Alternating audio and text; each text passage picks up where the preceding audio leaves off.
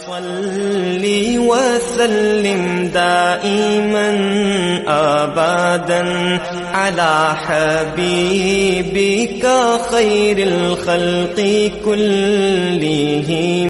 السلام علیکم ورحمۃ اللہ وبرکاتہ.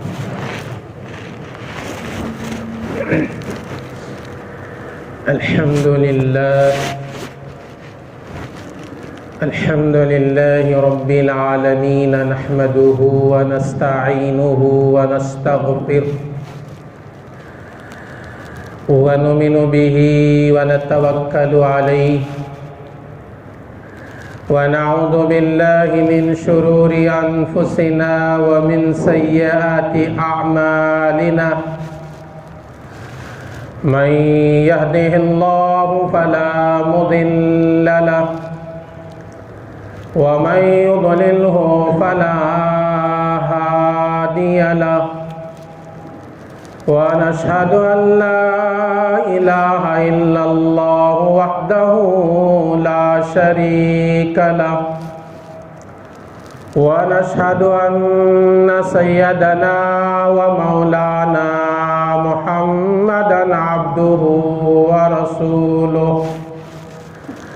أما بعد فأعوذ بالله من الشيطان الرجيم. بسم الله الرحمن الرحيم. حاميم والكتاب المبين إنا أنزلناه في ليلة مباركة إنا كنا منذرين فيها يفرق كل أمر حكيم. وقال النبي صلى الله عليه وسلم إذا كانت ليلة نصف من شعبان فقوموا ليلها وصوموا يومها أو كما قال عليه الصلاة والسلام. رب اشرح لي صدري ويسر لي أمري واحلل عقدة من لساني يفقهوا قولي. اللهم صل على سيدنا محمد في أول كلامنا. اللهم صل على سيدنا محمد في أوسط كلامنا. اللهم صل على سيدنا محمد في آخر كلامنا. معزز سامعین کرام، نوجوانان اسلام، بزرگوں اور دوستوں، اللہ جل جلالہ و عم نوالہ کا بڑا احسان ہے کہ اسی پاک ذات نے اپنے کرم سے، اپنے فضل سے مجھے اور آپ کو اس کے گھر پہلے گھڑی میں حاضر ہونے کی توفیق دیا. اسی کا مزید احسان یہ بھی ہوا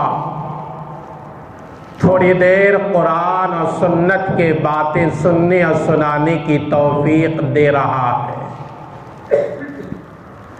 آئیے اللہ کے دربار میں دعا کرتے ہوئے اپنے تقریر کا آغاز کریں گے کہ اللہ تعالی ہم تمام کو حق بات سننے اور حق بات پر عمل کرنے کی توفیق بھی عطا فرما دے. میرے دوستو، ہم جانتے ہیں کہ اسلامی مہینوں کے حساب سے شعبان المعظم کا مہینہ شروع ہو چکا ہے اور شعبان کا مہینہ اسلامی مہینوں کے حساب سے 8واں مہینہ ہے. میں بارہا عرض کر چکا ہوں کہ ایمان والے کو انگریزی مہینے کے جیسے نام یاد رہتے ہیں، اسی طرح اسلامی مہینوں کے نام بھی یاد رکھو۔ انگریزی تاریخ جس طرح تم یاد رکھتے ہو، اسلامی تاریخ بھی یاد رکھنے کی عادت ڈال لو۔ شعبان المعظم کا مہینہ بڑی برکتوں والا مہینہ، پیارے آقا حضور اکرم صلی اللہ علیہ وسلم رمضان المبارک کی تیاری شعبان المعظم ہی سے شروع فرما دیتے تھے۔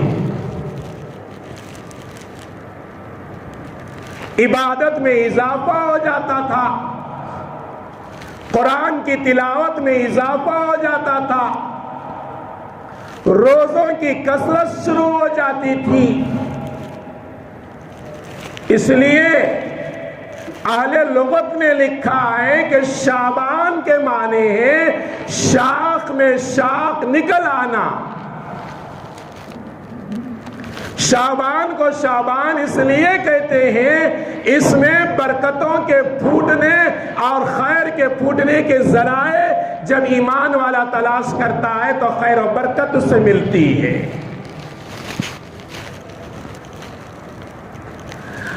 علامہ عینی رحمت اللہ علیہ نے لکھا ہے کہ شعبان کو شعبان اس لیے کہتے ہیں، اس میں خیر و برکت کا اجتماع ہوتا ہے۔ شعبان کے مہینے میں بہت سارے واقعات اسلام میں ادا کر دیے گئے ہیں۔ امام حسین کی پیدائش شعبان کے مہینے میں 5 تاریخ کو، جو اللہ کے نبی کے لاڈلے نواسے ہیں۔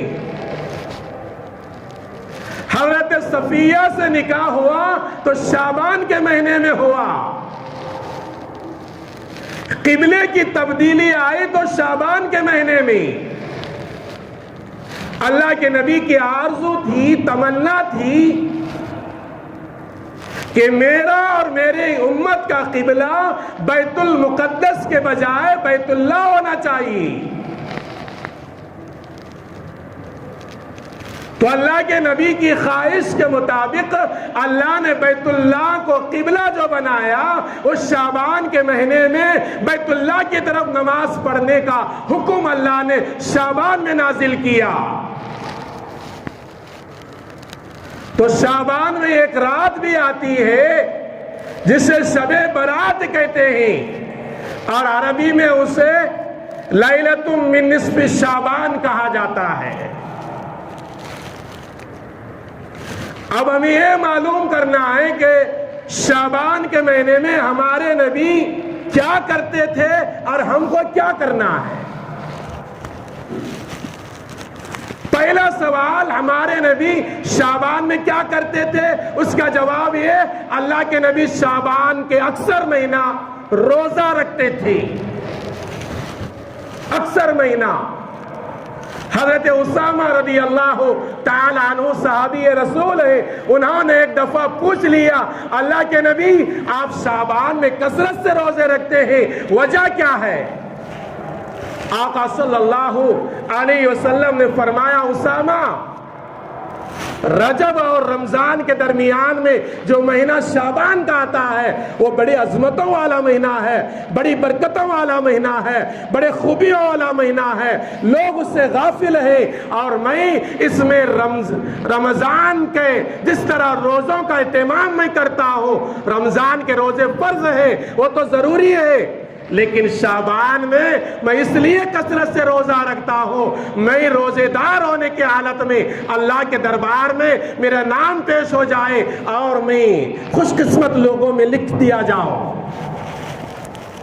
تو شعبان المعظم کے مہینے میں 15ویں رات کو شب برات کہتے ہیں۔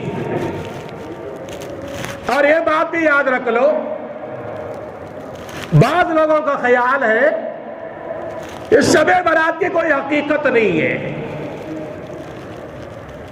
ان لوگوں کے سوال کا جواب یہ شب برات میں متعلق احادیث وارد ہوئے ہیں. حضرت مفتی تقی عثمانی دامت برکاتہم نے لکھا ہے کہ 10 صحابہ سے شب برات میں جاگ کر عبادت کرنا، دعا استغفار پڑھنا، اللہ کو منانا، اپنے گزری ہوئی زندگی کو یاد کر کے اللہ کے دربار میں توبہ استغفار کرنا، یہ 10 صحابہ سے روایتیں موجود ہیں. ہاں یہ الگ بات ہے جتنے روایتیں ہیں وہ ضعیف کے درجے میں ہیں، لیکن مفتی تقی عثمانی دامت برکاتہم نے لکھا ہے، حضرت کی میں زندگی پر اکثر کتابیں انہی کی کتابوں کا مطالعہ کرتا ہوں، انہوں نے لکھا کہ جب ضعیف حدیثیں ایک صحابہ سے نہیں کئی صحابہ سے ثابت ہو جاتے ہیں، وہ ضعیف کے درجے سے ہٹ کر قوی کا درجہ اختیار کر لیتی ہیں. تو شب برات میں رات میں جاگ کر عبادت کرنا، اللہ کو منانا، اپنے گناہوں کو یاد کر کے رونا، یہ احادیث سے ثابت ہے، کوئی غلط بات نہیں، کوئی بدعت نہیں.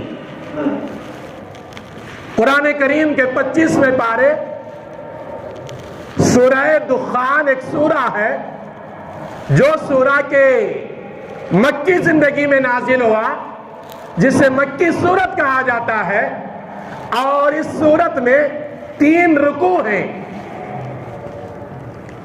اور پہلے رکوع کی آیت نمبر 1 سے لے کر 5 آیتوں تک اللہ تبارک و تعالی یوں ارشاد فرماتے ہیں، حامیم والکتاب المبین.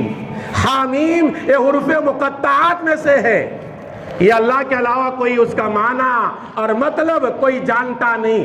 اکثر مفسرین نے خاموشی اختیار کر لیا اور بتا دیا کہ حروف مقطعات میں سے ہے، آدمی اس میں خاموش رہنا ہی بہتر ہے.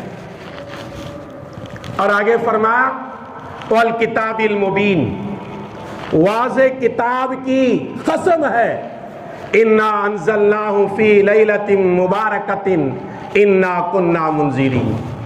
بے شک ہم نے ایک مبارک رات میں قرآن کریم کو نازل کیا ہے اور ہم ہی ڈرانے والے ہیں. اب یہاں حضرات مفسرین لکھتے ہیں، حضرات مفسرین کی بڑی جماعت کی رائے ہے یہاں لیلۃ مبارکہ سے مراد رمضان میں آنے والی شب قدر مراد ہے. لیکن بعض مفسرین جس میں حضرت اکرمہ رحمت اللہ علیہ بھی ہیں، وہ فرماتے ہیں کہ اس سے شب برات بھی مراد لی جا سکتی ہے. اگر کوئی شب برات مراد لیتا ہے تو کوئی گناہ نہیں ہے. یہی بات معرف القرآن کے اندر حضرت مفتی شفیع صاحب رحمت اللہ علیہ نے سورہ دخان کی تفسیر میں لکھا ہے. سورہ دخان کو جمعہ کے رات میں پڑھنے کی عادت ڈالو. اللہ کے نبی صلی اللہ علیہ وسلم نے فرمایا، جو ایمان والا جمعے کے رات میں سورہ دخان کو پڑھتا ہے، اللہ اس کے چھوٹے چھوٹے پورے گناہ معاف کر دیتا ہے. اور ایک روایت میں ہے، جو ایمان والا جمعہ کے رات میں پڑھے یا جمعہ کے دن پڑھے، جمعہ کا دن ختم ہونے سے پہلے پہلے سورہ دخان کو پڑھ لے، اللہ اس کے نام کا جنت میں محل تیار کر دیتا ہے. کوئی بات ہے، کوئی مشکل والی بات ہے سورہ دخان پڑھنے کے لیے؟ 3 رکوع ہیں، 25ویں پارے میں ہے، 59 آیتیں ہیں. پڑھنے والا 10 منٹ میں پڑھ سکتا ہے. 10 منٹ میں ہفتے میں یہ قرآن کی سورت پڑھ لیا کرو. میرے نبی نے فرمایا تمہارے چھوٹے چھوٹے گناہ اللہ معاف کر دیتا ہے. آج سورہ دخان کے پڑھنے کی وجہ سے اللہ تعالیٰ تمہارے نام کا جنت میں محل تیار کر دیتا ہے. جب آدمی کا جنت میں محل تیار ہو گیا، اس بات کی دلیل ہے کہ وہ آدمی جنت میں ضرور جائے گا.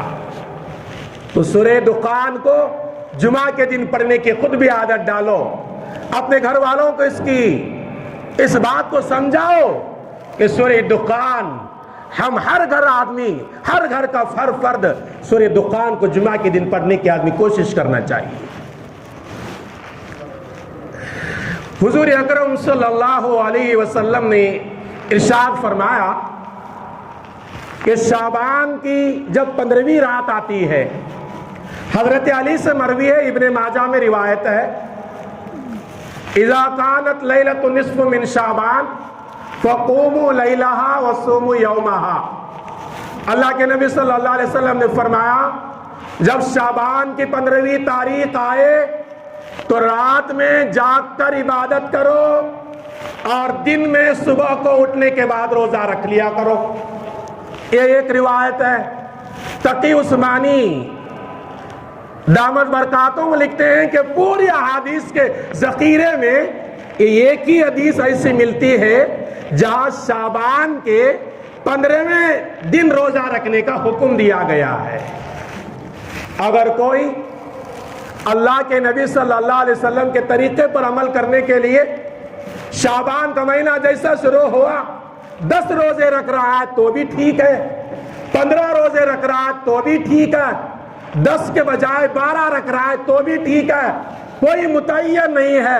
اپنے حیثیت اور طاقت کے مقدار شعبان میں کثرت سے روزے رکھو گے تو یہ عبادت میں شمار ہوگا، یہ کوئی گناہ نہیں ہے۔ اب یہ سوال رہا کہ شب برات کا 15ویں تاریخ کا روزہ، شعبان کے 15ویں تاریخ کا روزہ، یہ کہاں حدیث میں ملتا ہے؟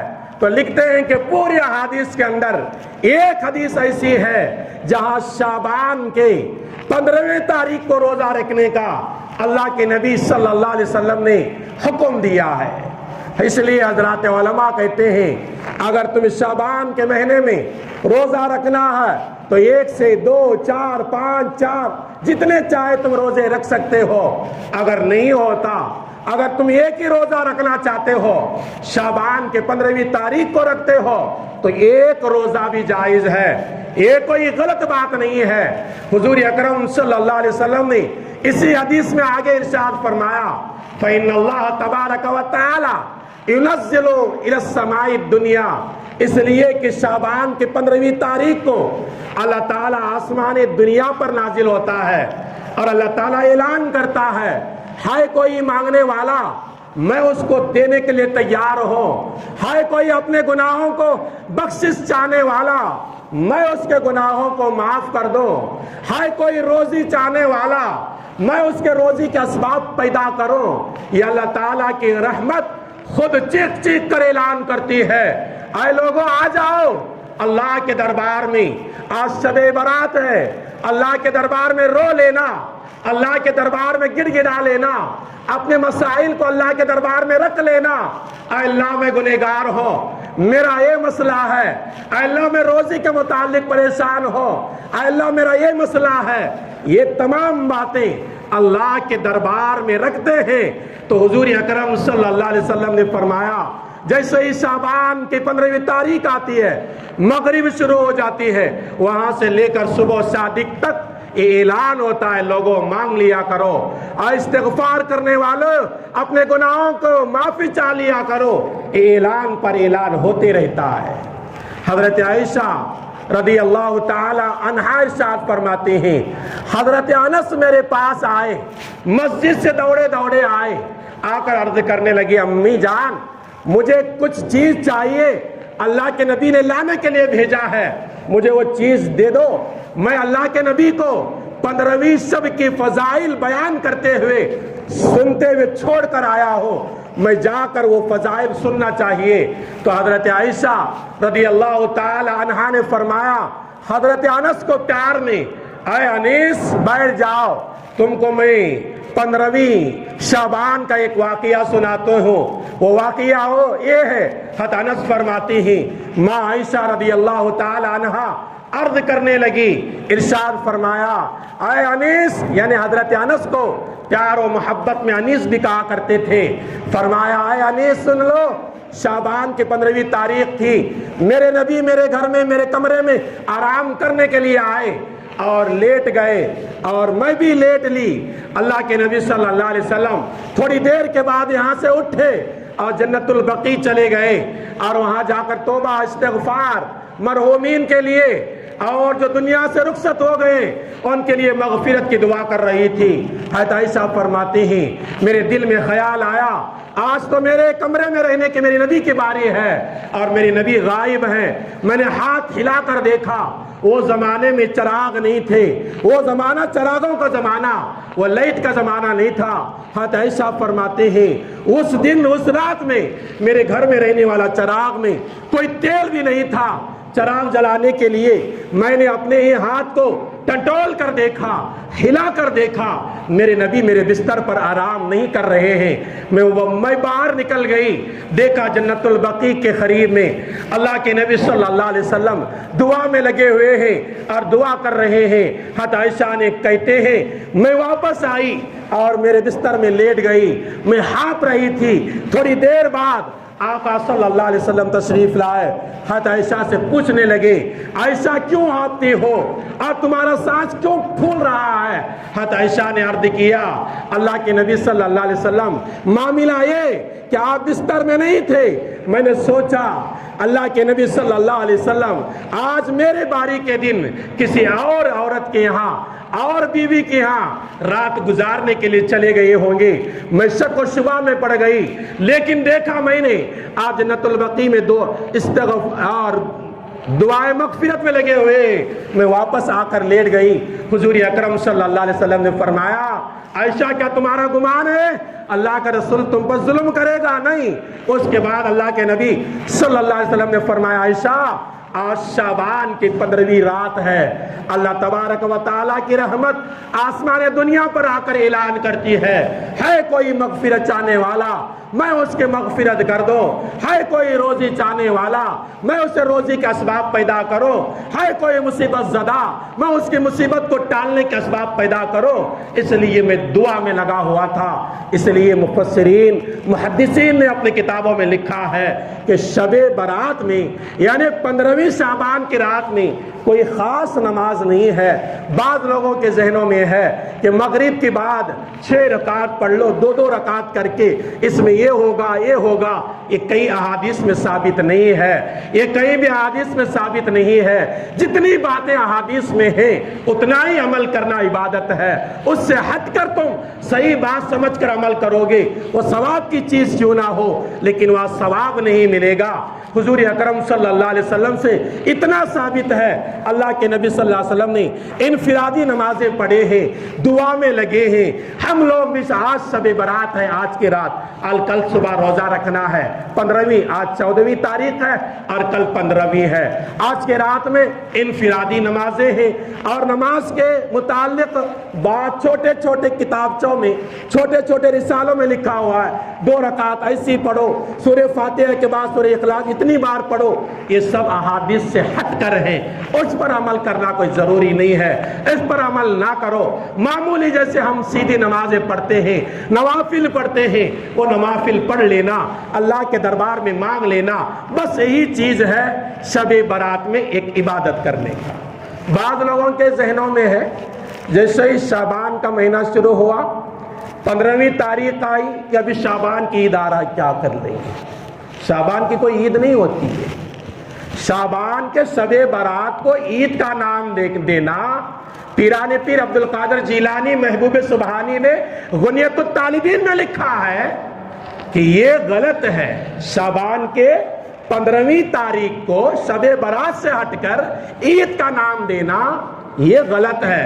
پیران پیر عبد القادر جیلانی رحمۃ اللہ علیہ اپنے ہاتھ سے لکھی ہوئی کتاب غنیت الطالبین کے اندر لکھتے ہیں 2 عیدیں مسلمانوں کی ہیں اور 2 عیدیں فرشتوں کی ہیں۔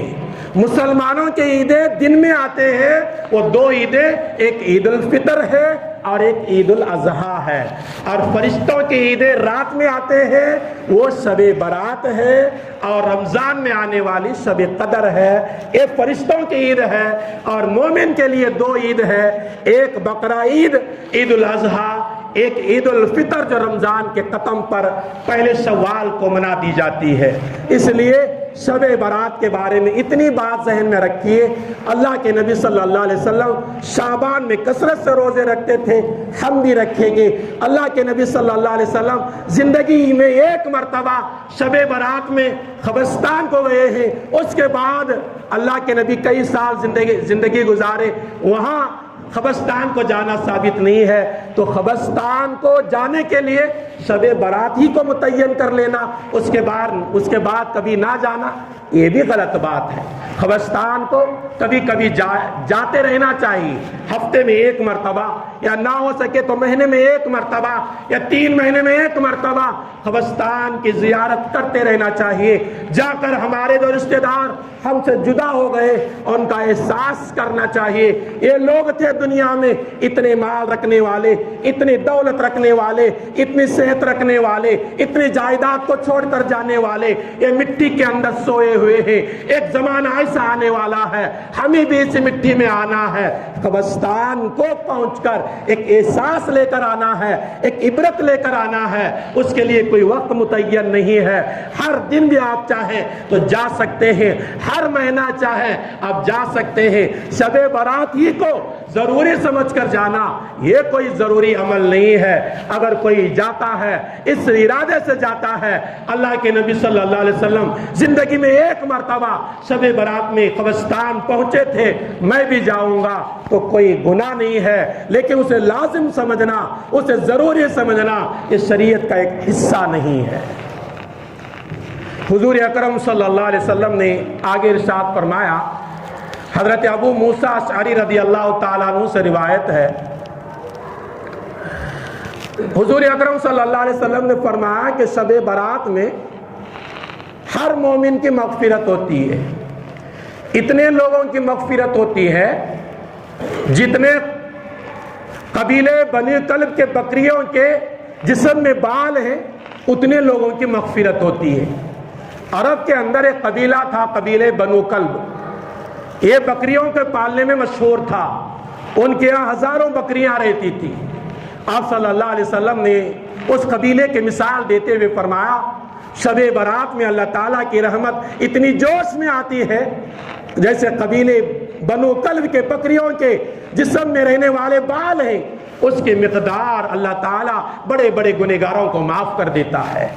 لیکن آگے آپ صلی اللہ علیہ وسلم نے فرمایا، چند لوگ ہیں ان کو آج کی رات بھی مغفرت نہیں ہوتی جب تک کہ وہ توبہ استغفار نہ کرے۔ پہلا کون سا آدمی؟ فرمایا کہ شرک کرنے والا۔ شرک بہت بڑا گناہ ہے، اللہ کے ذات اور صفات میں کسی اور کو پارٹنر بنانا، اس کا نام شرک ہے۔ قرآن کہتا ہے ان الشرک لظلم عظیم، کہ شرک بہت بڑا ظلم ہے۔ دوسری جگہ قرآن کہتا ہے ان اللہ لا یغفر ان یشرک بہ ویغفر ما دون ذلک لمن یشاء، اللہ کہتا ہے میں شرک کو معاف نہیں کروں گا، اس کے علاوہ جتنے تم گناہ لاؤ تو میں چاہے تو معاف کر سکتا ہوں، لیکن شرک کو معاف نہیں کرتا۔ تو شرک کرنے والا جب تک اپنے شرک سے توبہ نہیں کرتا، آج کی رات جو شب برات آنے والی ہے، آج کی رات اللہ ان شرک کرنے والوں کو معاف نہیں کرتا۔ اگر شرک کرنے والا توبہ کر لیتا ہے، آئندہ شرک نہ کرنے کا مکمل پختہ ارادہ کرتا ہے، اللہ اسے بھی معاف کر دیتا ہے۔ آگے نمبر 2 فرمایا، والدین کو ستانے والا، تکلیف دینے والا، تانے دینے والا، رلانے والا۔ آج کا نوجوان اتنا بگڑا ہوا ہے، ماں باپ بیمار ہیں، دوائی مانگ رہے ہیں، اور اللہ نے اسے دولت دیا ہے، دوائیاں لا کر دے سکتا ہے، اسے احساس نہیں ہوتا ماں باپ کی کمزوری کا، وہ غلط فائدہ اٹھاتا ہے، وہ تڑپتے رہ جاتے ہیں۔ امت کے اندر بہت سارے ایسے نوجوان طبقے اور گھرانے مل جائیں گے آپ کو۔ فرمایا کہ ماں باپ کو ستانے والے کے بھی آج کے رات مغفرت نہیں ہوتی۔ ماں کا درجہ ہم نے کیا سمجھا ہے؟ دائی حلیمہ اللہ کے نبی کی حقیقی معنی، دودھ پلانے والی، اللہ کے نبی کی خدمت میں آئی، دور سے دیکھا اللہ کے نبی کھڑے ہو گئے اور اپنے بدن پر جو چادر تھی وہ نکال کر بچھا دیا۔ صحابہ دنگ رہ گئے، کون سی ماں ہے، کون سی بوڑھیا ہے ابھی دور سے آ رہی ہے، میرے سرکار نے اپنے مبارک بدن سے چادر نکال کر بچھا دیا اور انتظار میں استقبال میں کھڑے ہو گئے۔ آئی تو اللہ کے نبی نے فرمایا ماں بیٹھ جاؤ۔ وہ جب چلے گئی اللہ کے نبی سے بات کر کے، صحابہ نے پوچھا اللہ کے نبی کون تھی جس کا آپ نے اتنا احترام کیا؟ آپ کے مبارک بدن کو رکھنے والی چادر آپ نے بچھا دیا۔ میرے نبی نے فرمایا صحابہ یہ مجھے دودھ پلانے والی ماں دائی حلیمہ ہے۔ صرف دودھ پلانے والی ماں کا مقام میرے نبی نے اتنا اونچا کر کے دیا، حقیقی ماں کو ہم نے کیوں بھول دیا؟ وہ ایک آواز لگاتی ہے تو 4 آواز لگانے والے آج بھی نوجوان ہیں۔ احساس ہونا چاہیے آج کی شب برات کی رات میں ماں باپ کو ستانے والا کوئی ہے؟ توبہ استغفار کرے بغیر وہ دعائیں مانگتا ہے تو دعائیں قبول نہیں ہوتی۔ ہاں وہ عمل کو یاد کر لیا، اللہ لا علمی میں نے ستا دیا، اب میں وہ اس سے معافی چاہتا ہوں۔ ماں باپ زندہ ہے تو معافی مانگ لے، نہیں تو ان کے لیے استغفار کرے، اللہ تب تمہاری دعائیں قبول کر لے گا۔ آگے فرمایا شراب پینے والا، آگے فرمایا رشتہ داری کو توڑنے والا، یہ بھی عام ہوتا جا رہا ہے، بات بات پر رشتہ داری ٹوٹتی جا رہی ہے۔ ایک بھائی نے اپنے کسی رشتہ دار کی بیٹی کو رشتہ مانگا، بھائی کو وہ رشتہ مناسب نہیں معلوم ہوا، اس نے انکار کر دیا۔ وہاں سے ہمارے رشتے ختم ہو جاتے ہیں، ہماری بات چیت بند ہو جاتی ہے، ہمارا آنا جانا بند ہو جاتا ہے۔ یہ کہاں کے مسلمان ہے؟ یہ کہاں کا ہمارے اسلام ہم کو سکھاتا ہے؟ نہیں میرے دوستو، یہ اسلام ہے۔ رشتہ داروں کے ساتھ اچھائی کا معاملہ کرنا چاہیے۔ ایک حدیث میں نبی نے فرمایا جب اللہ تعالیٰ رشتہ داری کو پیدا کیا، رشتہ داری نے اللہ سے جھگڑنے لگی، اے اللہ جو لوگ مجھ سے توڑیں گے تو ان کے ساتھ کیا معاملہ کرے گا؟ اللہ نے فرمایا اے رشتہ داری، اے رحم تو رک جا، جو بندہ تجھے توڑے گا میں اپنی رحمت سے اسے توڑ دوں گا، اور جو بندہ تجھے جوڑے گا میں اپنی رحمت سے اسے جوڑ دوں گا۔ رشتہ داری کا بھرپور خیال کریں۔ رشتہ داری کو توڑنے والا ہے تو آج کے رات اس کی بھی مغفرت نہیں ہوتی۔ اور آگے فرمایا شراب پینے والا، زنا کرنے والا، غیبت کرنے والا، چغلخوری کرنے والا۔ ایک روایت میں 7 لوگوں کا ذکر ہے اور ایک روایت میں 2 لوگوں کا ذکر ہے اور ایک روایت میں 10 لوگوں کا ذکر ہے۔ ابو موسیٰ اشعری رضی اللہ تعالیٰ عنہ کی روایت جو مجھے ملی اس میں 10 قسم کے لوگوں کا تذکرہ مل رہا ہے۔ آئیے اللہ تعالیٰ سے دعا کریں، اللہ تبارک و تعالی مجھے اور آپ کو کہی اور سنی ہوئی باتوں پر مکمل عمل کی توفیق عطا فرمائے۔ آمین۔ وآخر الدعوانا ان الحمد للہ رب العالمین۔